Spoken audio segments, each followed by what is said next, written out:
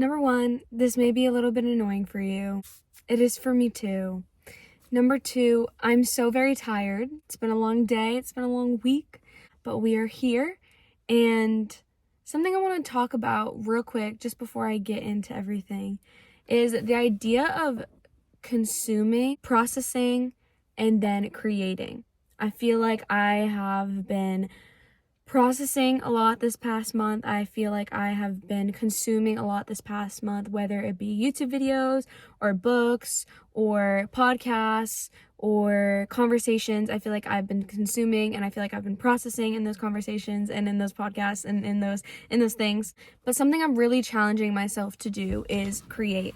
And that's what this is essentially. It's creating. So here's Mere Christianity by C.S. Lewis, and it's a book I've been thoroughly enjoying this past month. I got it for Christmas. And so I want to just dive in a little bit and talk about God's timing, God's timeliness, how God orchestrates things in our lives and in the lives of those around us, and just generally in the world, and how he is so divine and perfect.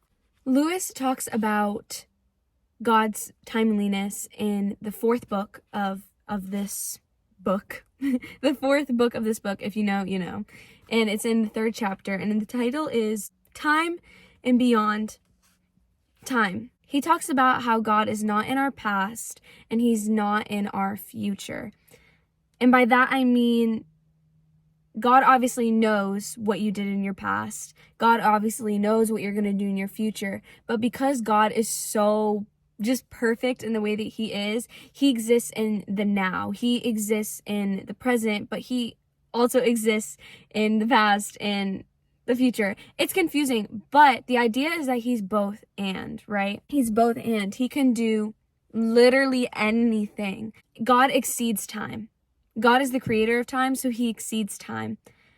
And that's comforting to me because I feel like, and I know I'm not the only one, I feel like sometimes we don't understand God's timing. We don't understand why he does the things that he does. We don't understand why he orchestrates things to happen certain ways. We don't necessarily always understand the timing. Like, timing sometimes feels out of our control, and we try to fix the timing. We try to manage the timing. We try to create more time. But the reality is, if God created the time, he's the only one who can orchestrate it the way that it needs to be orchestrated.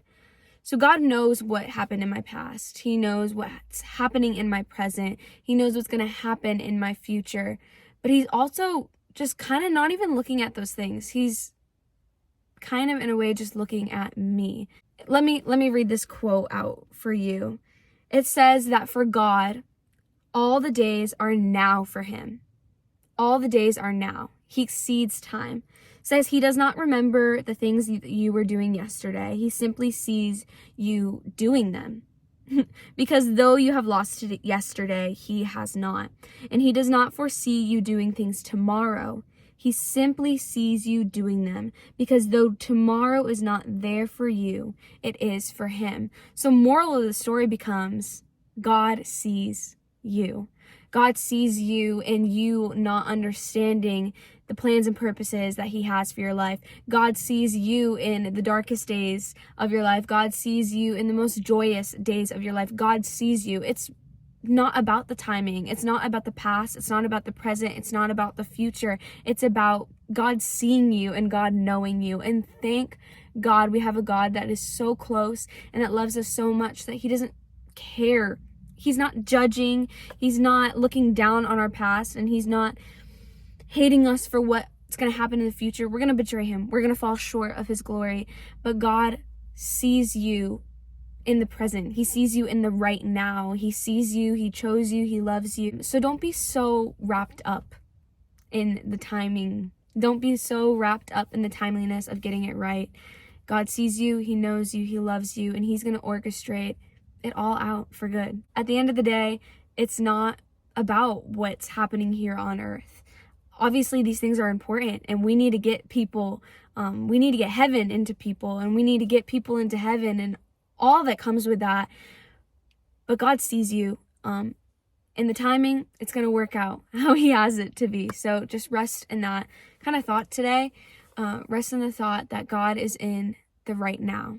He's in the right now, which for him is just everything and everywhere. He's got it.